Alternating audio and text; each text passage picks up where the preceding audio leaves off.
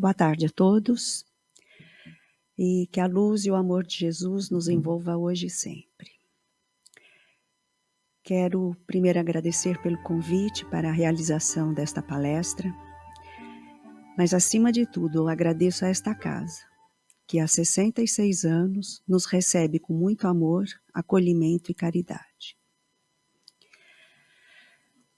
Relembrando a palestra da semana passada, o significado de epístola é escrito, é carta. E as epístolas, as cartas de Paulo, falam sobre as questões centrais da fé cristã, a imortalidade da alma, comprovada pela ressurreição de Jesus.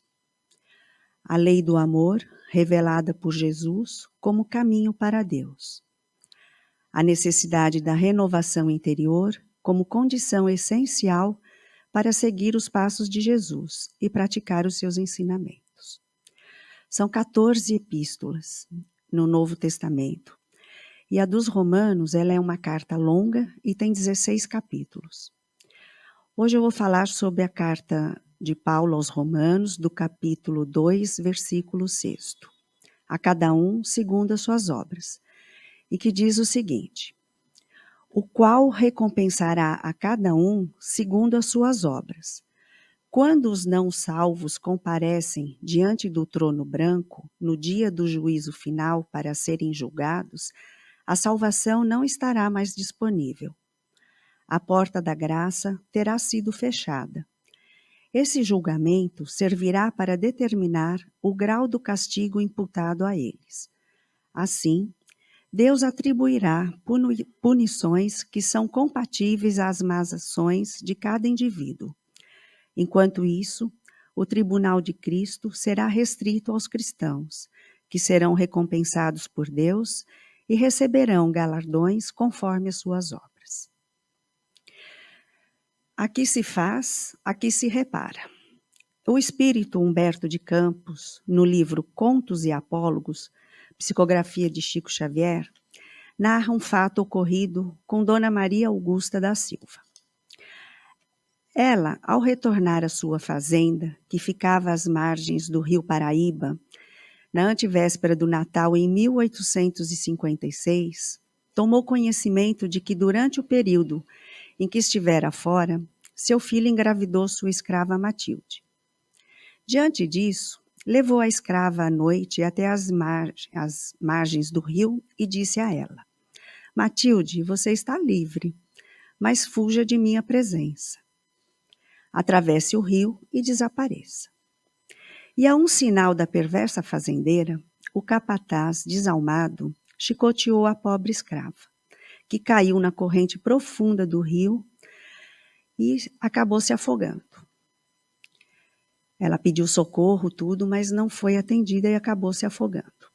Passados 100 anos, a ex-fazendeira Maria Augusta reencarnou na cidade de Passo Quatro, em Minas Gerais, e sofria no lar as mesmas dificuldades dos escravos de outros tempos nas senzalas. E na antevéspera do Natal de 1956, um horrível temporal desabou sobre a região, alagando tudo em derredor da sua casa. A ex-fazendeira, vendo a água invadir a sua residência, saiu da casa com o marido e as crianças. Dada a quantidade da água, ela acabou por se separar de todos e acabou caindo no rio também. E também pediu por socorro e também não foi atendida e acabou se afogando. Assim, a ex-fazendeira do Vale do Paraíba, reencarnada 100 anos depois, repara o débito que contraíra perante as leis de Deus. Essa mensagem, ela nos esclarece perfeitamente quanto à nossa responsabilidade perante as leis divinas, e mais especificamente, a lei de ação e reação. Porque tudo o que nos acontece tem a nossa participação, tem o nosso modo de agir e de pensar no dia a dia em nossas atitudes. Não existem castigos nem recompensas, o que existe é uma consequência. Porque ainda não vemos as coisas sem o manto da ilusão e que acreditamos em prêmios e castigos. Na realidade, nós suportamos apenas as consequências de nossos atos. O plantio é livre, mas a colheita é obrigatória. E já temos a consciência de que vamos colher os frutos do que plantamos. A ação é nossa, e de acordo com o esforço empreendido, estaremos mais próximos ou mais distantes do programa a ser alcançado, ou seja, a nossa evolução moral em busca da perfeição. Deus, na sua bondade e misericórdia infinita, nos deu a oportunidade da reencarnação, permitindo assim a nossa evolução. A reencarnação é a chave que explica e concilia a justiça e a misericórdia de Deus. Por ela, as aparentes injustiças podem ser compreendidas, as faltas e erros podem ser corrigidos em novas experiências, o que nos leva ao nosso progresso moral e intelectual. O homem, iluminado interiormente pela flama cristã da certeza quanto à sobrevivência do espírito ao túmulo, da doença ao berço, sabendo ser herdeiro de si mesmo, ele modifica e muda o meio onde vive. Nós fomos criados simples e ignorantes, mas dotados de aptidões que são as faculdades, as características do nosso espírito e que devem ser desenvolvidas. São os talentos que nos falam o Evangelho. Ao desenvolvermos o amor, a inteligência, o livre-arbítrio, encontramos a sabedoria, que nos ajuda a evitar o sofrimento e a dor. Pelo livre-arbítrio, fazemos escolhas, que geram consequências, decorrentes de nossa liberdade de agir. As consequências, elas geram discernimento e criam uma escala de valores que determina a conduta moral e o comportamento da pessoa, demonstrando assim o nível de progresso realizado. Aqui eu posso até dar um exemplo. Nós não podemos pedir para as outras pessoas fazerem as coisas por nós, porque quem vai sair ganhando com isso é a pessoa. Então, se ela vai estudar pela gente, é ela que vai ter o conhecimento. Se ela vai fazer uma atividade física por nós, é ela que vai ter os benefícios dessa atividade. E nós não devemos nos acomodar em nenhuma situação. É necessário agir, pois o nosso sucesso espiritual depende única e exclusivamente de nós. E se nos acomodarmos, nós vamos atrasando dessa maneira a nossa evolução e estacionando em inferioridades, como a preguiça, a indiferença, a acomodação, os vícios e o desamor. Mudar o nosso comportamento, ele dá trabalho, pede esforço, pede dedicação e renúncias. E não podemos jogar a responsabilidade dos nossos atos também nos ombros das outras pessoas, porque é muito mais fácil a gente culpar o outro do que culpar nós mesmos, né? A gente sempre fala, por que comigo? Não fui eu, né? Por isso a necessidade de melhorar a nós próprios, de reconstruir-nos, reconstruindo, ou nos transformando interiormente, para que o reino dos céus se edifique dentro de nós. É importante nos esforçarmos na autoanálise, para identificarmos a qualidade de nossas próprias ações, que exige esforço e perseverança. Portanto, se queremos ter amor, vamos semear amor. Se queremos a paz, espalhemos a paz ao nosso redor. Se queremos luz nos caminhos, vamos ser luz também. Por isso que Jesus fala, a cada um segundo suas obras. O mérito ou não de nossa felicidade nos pertence. Temos que aprender a separar o joio do trigo.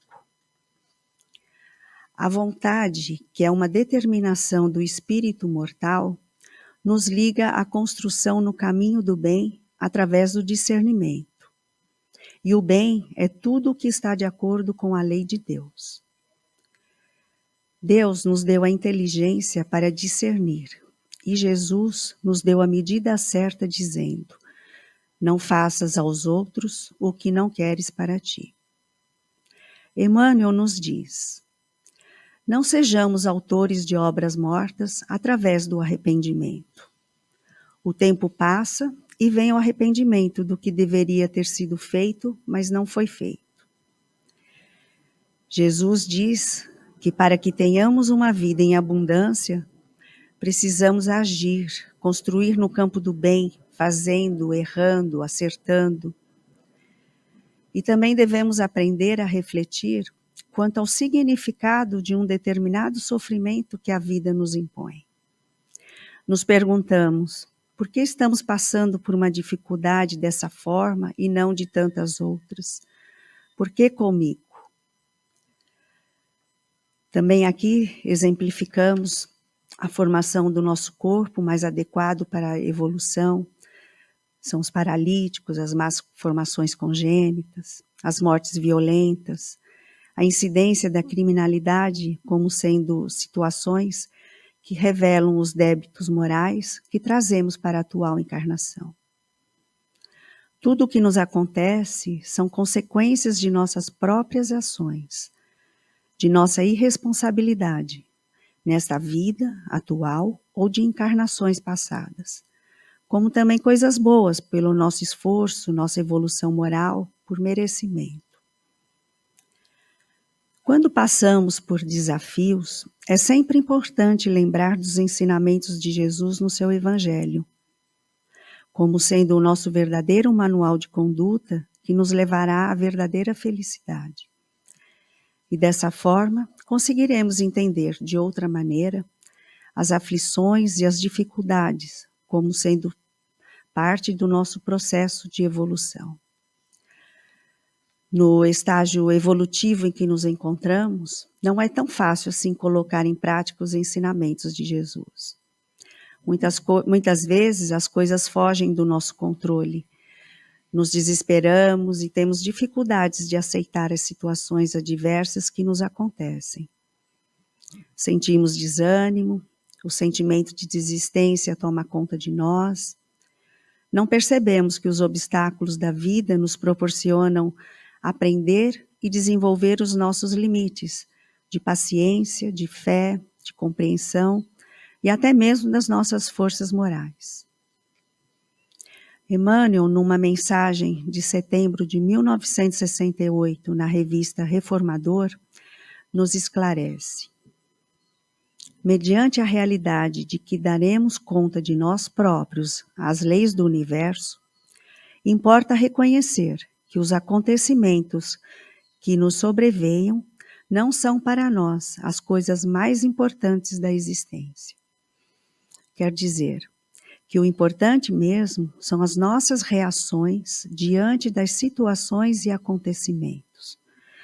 Nós podemos escolher dor ou alegria, paz ou inquietação, merecimento ou desamparo, sombra ou luz. Essas vibrações também revelam a nossa condição evolutiva. E assim, de acordo com o nosso comportamento, com a nossa vibração, nós vamos conquistando amigos, recursos, que são os instrumentos para a nossa evolução, ou vamos sendo excluídos dos grupos sociais, do ambiente de trabalho. Cada um de nós faz suas escolhas, utilizando-se do livre-arbítrio, e assim a vida vai retribuindo de acordo. É razoável que todos os homens procurem compreender a substância dos atos que praticam nas atividades diárias. Ainda que estejam obedecendo a certos regulamentos do mundo que os compelem a determinadas atitudes, é imprescindível examinar a qualidade de sua contribuição pessoal no mecanismo das circunstâncias, porquanto é da lei de Deus que toda semeadura se devolva. O bem semeia a vida, o mal semeia a morte. Diz Emmanuel na lição 35 do livro Caminho, Verdade e Vida. Evoluir, todos nós iremos. mas cada um escolhe de que forma irá caminhar. Uns mais rápidos, outros mais lentamente, cada um a seu tempo. Jesus afirmou que reações benevolentes impedem os efeitos negativos, quando disse: muito lhe foi perdoado, porque muito amou, mas a quem pouco se perdoa, é porque pouco ama. Sejamos solidários. Vejamos em nosso próximo mais um filho de Deus. Façamos a ele aquilo que gostaríamos que nos fosse feito. Apaguemos em nós o orgulho, o egoísmo, as chagas da humanidade e pratiquemos o bem. Emmanuel diz que, através das circunstâncias, a vida traça as lições que nós precisamos. Há quem recorra à saúde do corpo, dela fazendo um trampolim, e há quem carregue enfermidades dolorosas no envoltório físico, transfigurando-as em instrumentos preciosos para o resgate da alma. Tem pessoas que não reconhecem a dor como forma de crescimento e amadurecimento. Alimentam a revolta, o sentimento de injustiça para consigo mesma, tornando-se muitas vezes violentas e agressivas até com quem cuida delas. Enquanto isso, outras pessoas vivem processos de aprendizagem, praticando a paciência, a tolerância, refletindo o que aquela doença trouxe de positivo para si, para o seu crescimento. O sofrimento serve como um meio de retornarmos ao amor de onde viemos. A função da dor é ampliar horizontes para realmente vermos os concretos caminhos amorosos do equilíbrio. Transformar as ações amando é atrair pessoas e situações harmoniosas para junto de nós. No capítulo 6 do Evangelho segundo o Espiritismo, temos que somos os construtores de nossa imortalidade. Tudo o que acontece é misericórdia de Deus. Onde semeamos misericórdia em nossa vida, Deus transforma em possibilidades de aprendizado. Nada é destinado à inutilidade. Deus só permite que as coisas aconteçam se for para nosso crescimento, para a nossa transformação. A cada um segundo as suas obras. Dessa forma, conseguimos entender o que, se a prova é justa, o prêmio é justo, e que nunca vamos receber por aquilo que não merecemos receber, reforçando a ideia do esforço individual para o progresso. As boas obras não se manifestam por atos exteriores de fé e devoção, mas pela caridade consigo mesmo e para com o próximo, que devem ser praticadas sem ostentação. O simples fato de se dizer caridoso ou crente não é suficiente perante a nossa própria consciência.